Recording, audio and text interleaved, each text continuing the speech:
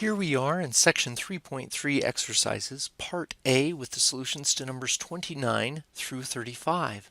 This says solve, and we have that process that will take care of fractions, parentheses, decimals, everything. So let's use it. So on 29, 7/3 t plus 5 equals 19.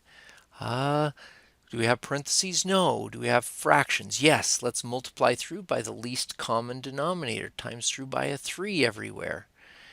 And that 3 will cancel, so we don't have a fraction. We're left with 7t plus 15 equals 57. Do we have multiple t's? We do not. So 7t plus 15 equals 57. We can subtract 15 from both sides. And we get 7t equals 42. Now, to get rid of the 7, we divide both sides by 7 since it is multiplying, and we get t equals 6. Let's double check that in the answers. Yes, t equals 6. Number 30. We have parentheses and fractions and everything in there. So let's get rid of the parentheses. Let's jump this negative 3/8 in. We have negative 3/8 x minus 21/8 equals 5 plus 3x. We have fractions. Let's get rid of them by multiplying through by the least common denominator. So times by 8 everywhere. It distributes in and hits every individual term. So the 8 cancels there, the 8 cancels there. And let's see what we have. Negative 3x minus 21 equals 40 plus 8 times 3 is 24x. Good. Now we have multiple x's that we need to take care of. So let's add 3x to both sides to get rid of this set of x's plus 3x over here. We're left with negative 21 equals 40 plus 27x. Now the x's are all combined to one side and we're as simplified as we can get. Let's peel off the addition subtraction. So subtract 40 from both sides, minus 40, minus 40, and we get negative 61 equals 27x. Last step, divide by 27 on both sides, 27. And we get that x equals negative, let's write it bigger up here, 61 over 27. Let's double check that answer. Indeed, x equals negative 61 over 27. Number 31. Do we have any parentheses? Nope, no parentheses. Do we have any fractions? We do have fractions. We have a denominator of 3 and a denominator of 2. So the least common denominator would be a denominator of 6. So we're going to times everything by that least common denominator, and like a magic wand, when we do that, 6 times 2/3 comes out to be a nice even round number. 4x is what we get there, minus 6 times 6, that's minus 36, equals 42 plus 6 times 1/2 is 3x. And when we do that, we no longer have fractions. We need to get the x's together now. We have multiple x's. We got to combine them all on the same side. So subtract 3x, subtract 3x together. Those 3x's on the right hand side go away. 4x minus 3x is x minus 36 equals 42. Add 36 to both sides and we get x equals 78. Let's double check our answer. X equals 78 is correct. Number 32. We have parentheses. We do have parentheses. So let's jump those through and we get 1.2x plus 2.1 equals 2.5x plus 6. Now we could subtract 1.2x and do everything in decimals, and that's perfectly fine. But we can also treat these just like fractions. This is in the tenths column, tenths column, tenths column. So we can times by 10 everywhere, and it will remove all the decimals. Just like before, it would remove all the fractions with the least common denominator. So we now have 10 times 1.2 is 12x. 10 times 2.1 is 21. 10 times 2.5 is 25. So we have 25x plus 60. make sure we times it by each of the individual terms. Okay, so no decimals even in here. Let's get the x's together with subtracting the 12x from both sides. So that removes the 12x off of the left-hand side and puts it all on the right. We have 21 equals 13x plus 60. Subtract the 60.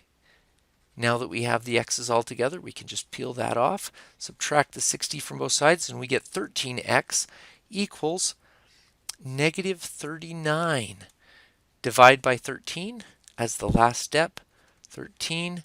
And does that come out nice? Negative 39 divided by 13 is indeed, it comes out to be a negative 3.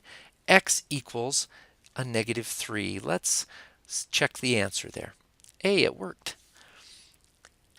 Number 33, 0.005x plus 0.045 equals 0.004x. Similar to number 32, I think just to simplify it and make it look nicer, I'll get rid of those decimals. So we need to, this is in the thousandths column, so we need to times everything by 1,000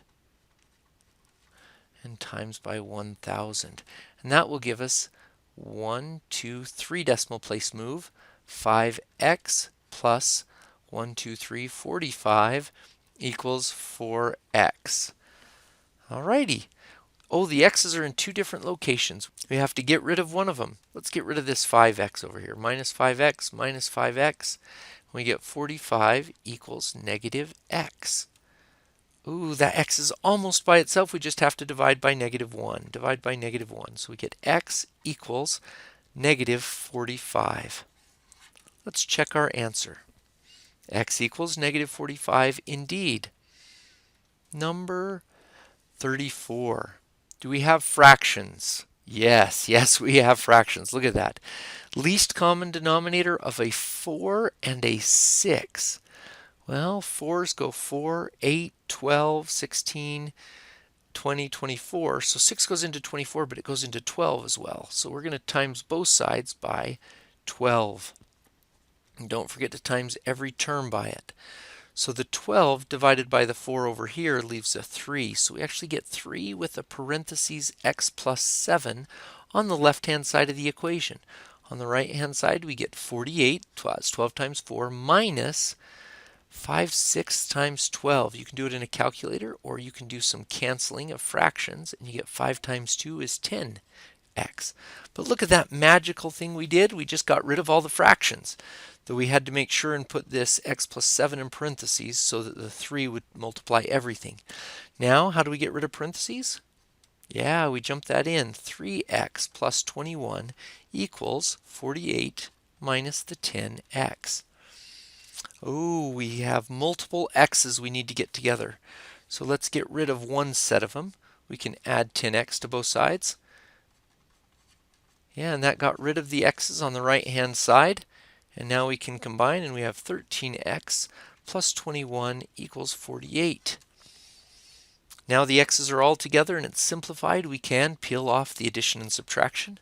Subtract 21, subtract 21. We get 13x equals 27. And divide by 13. Divide by 13, and we get x equals 27 thirteenths. Let's check our answer on that. X equals 27 thirteenths. Good. The last problem is a preparation problem. Simplify the following so that there are no negative exponents. Now, what do negative exponents do again? They flip it to the bottom. So this A has to go down to the bottom. The B has to go down to the bottom. C, D, all of these have negative exponents. Well, the 5 didn't and the 7 didn't, but the G, H, I, J, K, they'll all flip up to the top. That's important. So let's write it out here. The 5 and the 7, they're the only ones that aren't affected. The A to the negative 4th got moved down to the bottom as an A to the 4th. The B got moved down to the bottom as a positive 7. The C got moved down with a positive 3. The D got moved down to the bottom with an exponent of 5. And then an F with a 9. Did that take care of all of them? Yep. Yep. Okay, now let's look on the bottom ones. This g to the negative 3 goes up to the top as a g to the positive 3. H to the negative 8 becomes an h to the positive 8 on the top. When it flips, it loses that negative sign. J to the second and k to the first. But you don't really need to write that. And the answers, yes, look, there it is. They left the k to the first on there, which was not necessary, but if you'd like to leave it there, you can. Good.